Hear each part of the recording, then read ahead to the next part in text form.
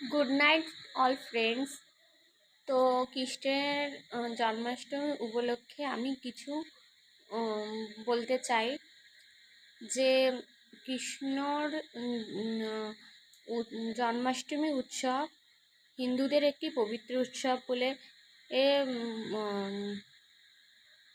স্বীকৃতি পেয়েছে। এই উৎসবকে শ্রীকৃষ্ণের এই উৎসবকে আমরা সমগ্র ভারতে পালন করে থাকি। জন্মাষ্টমী উৎসব হলো একটি পবিত্র উৎসব। এই উৎসব ভারতের প্রায় সব জায়গায় হয়ে থাকে। আর জন্মাষ্টমী পালিত হয় এই কারণে যে শ্রীকৃষ্ণের জন্মাষ্টমীর দিন শ্রীকৃষ্ণের হচ্ছে জন্মদিন। এই দিন মথুরায় শ্রীকৃষ্ণের জন্মগ্রহণ হয়েছিল। দেবকী এবং বাসুদেবের অষ্টমতম পুত্র হল শ্রীকৃষ্ণ। সমগ্র মথুরা এবং বৃন্দাবনে শ্রীকৃষ্ণের জন্মাষ্টমী খুব জাঁকজমক করে পালিত হয়ে থাকে। এই জন্মাষ্টমীর দিন সবাই জন্মাষ্টমী পালন করে থাকে। শ্রীকৃষ্ণের জন্ম উৎসব এই দিনকে আবার নন্দ উৎসবও বলা হয়।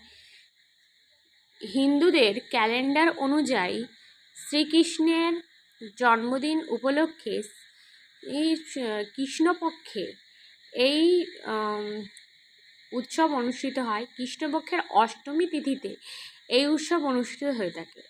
তাই মথুরা এবং বৃন্দাবনে জাঁকজমক করে জন্মাষ্টমী পালিত হয়ে থাকে। তো এখানেই আমার কিছু কথা আমি শেষ করছি।